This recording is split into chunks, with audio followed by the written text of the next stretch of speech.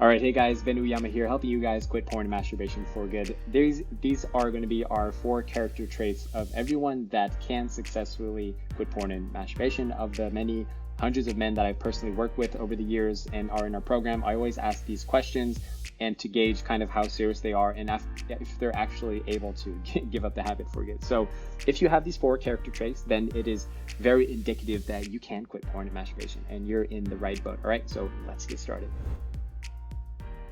Okay, so the first one is detoxing from all social media. Now, this is something that I very, very highly recommend to everyone that I work with. And when I first talk to them and prescribe this to them, and I kind of see how they react, right? And I say, okay, you have to detox from all social media 100% completely for 1 month, 30 days, right? And usually, you know, if they're like you and me, people will generally be a little bit opposed to it and be like, why do I have to do that, right? It's a good question. There are 2 reasons why detoxing from all social media is very beneficial and very indicative, if you can do this successfully, that you will successfully be able to quit porn. The first reason is that it's a detox from dopamine, all right? Because social media and porn produces the same dopamine. Social media does produce a small splash of dopamine, if you haven't noticed how addictive social media is, right? And that's why it's important to detox, so that you don't give your brain the inclination or the inkling that you are going to be eventually going down this rabbit hole, because in reality, a lot of the stuff that you do consume on social media, even if it's not intentional, you know, you see that thumbnail on YouTube, or you'll see that profile or that photo on Instagram, or you see that thing on TikTok, right? It's very hard to live in a social media world without being flooded with dopamine, bombarded with that kind of imagery. So that's the number one reason. The second reason that you should absolutely do a detox from dopamine is because the same reasons that people say they need social media are usually the same reasons that they say they need porn. All right. So ask yourself this right now. I want you to make a pros and cons list of all social media. I actually did this for myself because the biggest one for me was YouTube, right? I always had these justifications and reasons like I need YouTube because of X, Y, and Z. And then I listed them out, and I asked the guys to also list out like what are the pros and cons. And usually what they find out is really interesting. Number one is they spend a lot of time on social media. Like if you actually look at your phone screen time, most people, it's like 2 or 3 hours a day that they spend on total on all social media platforms, including Instagram, YouTube, Facebook, which is a lot of time, right? So the opportunity cost is very high of doing that, because you could be doing something else. You could be working on your health. You could be researching. You could be doing schoolwork, working on your business. You could be doing a lot of things, right? But when you do that list of pros and cons, what you realize is the pros are usually like things like, oh, it's stress relief. Watching YouTube is stress relief. It relaxes me. All right. And then I ask them, okay, is that true? And they're like, well, actually not really, because it's just an artificial form of stress relief. There are probably a million and one better ways to release stress than to go into social media. I'm like, yeah, it sounds exactly what it's like to have a porn addiction. This is why people justify porn habits and addictions in general. It's because they say, oh, smoking is stress relief, therefore it's beneficial. Is it really? Watching porn is beneficial because it's stress relief. Is it really? Like, it's a very, very super normal and hyper stimulating form of stress relief that just creates a dependency on it just to live your life, just to not be stressed anymore. If you create that dependency, it's not stress relief, but it's a super normal stimulant that is just numbing the stress. It's numbing the anxiety. It's numbing your boredom. It's numbing the anxiety you're feeling, the depression you're feeling, to the point that you need it just to live your life. That's not stress relief. That's a dependency, my friends. All right. So the same justification is going on with social media, right? And that's why I make this list. And they go, oh, wow, there's actually pretty much no real life benefits to social media. And there are a shite ton of cons and drawbacks. Like, think about, more than anything, think about the opportunity cost of 2 or 3 hours a day or an hour a day that you could spend doing something else. Also, you don't feel great after you watch an hour of YouTube, right? You don't feel great after you just are going through your phone on the toilet to Instagram or to Facebook. You're like, what else could I have done, right? Okay, so that's the first number one character trait. Is if someone's willing to do a 30-day or longer detox from all social media, it's very, very clear to me that they're a good person that I can work with and help them to quit porn. And guess what, guys? After you do a month of this, I promise you, you're going to feel so good about it that you're going to do it for longer. I promise. Like, just try it for a week even.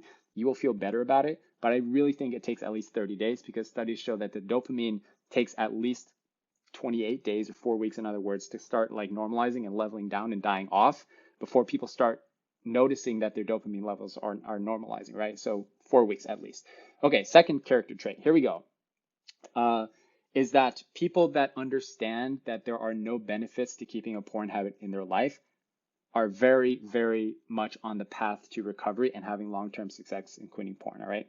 And I say this in kind of correlation to the previous point, is that anybody who has a porn habit to some extent believes that there is some value and some benefit to the habit. Otherwise, they wouldn't have it, all right?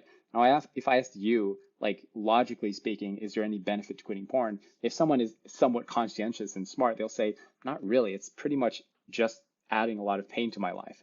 But if I asked your brain and your like porn addicted self in those very moments where when the rubber hits the road and you're struggling and you've made, some decisions that you shouldn't have, you watch some things that you shouldn't have, you fantasize in ways that you shouldn't have, and you're at the edge of this cliff and you're about to jump off. If I asked that version of you, what are the benefits of porn? Then that guy would probably say, like, yeah, the benefits are it's stress relief, it's anxiety relief, it relaxes me, it helps me with my arousal, right? All that stuff is farce. All that stuff is a fallacy, because in reality, there's no benefit to keeping the habit. All the stuff that people think is a benefit is actually subtracting for their life, and it only creates a void. It only creates a black hole in you. It only creates a void in your life that needs to be filled with more and more and more. And that's the nature of dopamine, guys, and that's why you got to get off this stuff, all right? So that's the second character trait, is understand that there are no benefits. Because when the rubber hits the road, people are always trying to make this cost-benefit analysis and saying like, oh, it's okay once in a while, justifying it. It's okay once a month. No, porn never hurt anybody. But as long as you have that analysis going on in your mind, you're never going to quit it. So you have to come to the place where you're like, wow, there are zero benefits, like actually zero benefits to this habit, and there's only drawback in my life. And when you understand that, then your behavior starts to change, okay? Okay, so here's the third biggest character trait and most important character trait, is anybody that can see the opportunity cost of keeping the habit with them will succeed. All right, and this is often the biggest one. One of the lessons that we go deep into, and also we talk about here on the channel, is about, one of the very first steps that people have to go through in order to quit porn is they have to understand the negative impacts on their life. Because if they don't understand the negative impacts on their life right now already, not in the future, not when they're married, not when they have kids, not when they're whatever, right now, then you'll be able to get serious about quitting, because you'll understand that you can't live like this anymore. And until people get to that point, they will always keep the habit with them, because it will always be the path of least resistance, they think, all right? I'm here to tell you guys that this is actually the path of most resistance, is keeping the habit with you. It's actually the most difficult thing you can do in your life, is keeping the habit. It's actually the hardest thing you can do, is keeping the habit. Quitting porn is not hard in comparison to keeping it with you. Think about that for a second. Going to the gym, lifting weights, doing the diet, all that stuff, eating well, is not hard compared to living your entire life unhealthy, overweight, and dying early. That's hard. That's a lot harder. So you just have to pick your heart. And when people understand that the biggest negative impact of keeping the habit in their life is actually the opportunity cost. Like, think about that for a moment. Of all the years that you've been struggling with this PMO thing, think about all the time that you not only thought about porn, but acted on it and then felt like shit afterwards and then spiraled out of control all weekend. And then your emotional mood regulation just being up and down for the last many years because you don't know how to regulate your mood, because every time you do feel stressed or anxious, you go back to porn. It just makes you feel like shame and guilt. And then you go back to the habit. Like, imagine how much time, focus, energy, and drive that PMO has taken from your life, right? It's a lot. It is a lot. Now think about what you could have done in that time. And I'm not trying to make you feel, remorse about this habit. I'm trying to help you understand that when people understand the opportunity cost, it's like, man, I could have been married. I could have had kids. I could have made more money. I could have been in the best shape of my life if I didn't have this emotional roller coaster going through my life. If I didn't have wasn't yo-yoing all the time with how I'm doing with my sexual integrity. I could be able to look women in the eyes with confidence and not have shame in my life. I could have had a more clear relationship with God, with my faith, if I just didn't have this in my life. Like, imagine that version of you. All right. Now I'm here to tell you guys that is just around the corner. If you're listening to this video and you've gotten this far into me rambling about this stuff, now let me tell you with confidence that you're just at the cusp of this jungle, and you just have to make your way through the jungle, and you'll be free for good. Like, it's literally just a decision. All right. So number 4, character trait that everyone that can successfully quit porn masturbation for good and have long-term recovery and confidence and integrity, all the stuff you want, is people who are willing to spend, who are willing to spend money on the recovery. All right. Again, now this might sound like I'm just trying to pitch my program. I do not want you to join my program unless you're really, really serious about it. I'm pretty, I'm a gatekeeper for the people that I work with nowadays. So, but like, I just make this content for free for you guys because I want you to get to a place where you really have success and victory. All right. But let me tell you this with confidence that people who are willing to put skin in the game through financial investment, whether it's through getting Covenant Eyes like software, or whether it's through joining a program, not my program, like any program at all, people who have skin in the game are serious enough because they understand all the stuff I've been talking about. They understand the implications of their habits, the negative effects, and they're willing to do something so much so that they're willing to put skin in the game. Those people success, because when you spend money on this, when you spend time and resources on this, quitting, that means you're serious, guys. Like that sends a strong signal to your brain, to your heart and your spirit that you are serious and things are going to change. And this is not business as usual. And you're going to shake things up.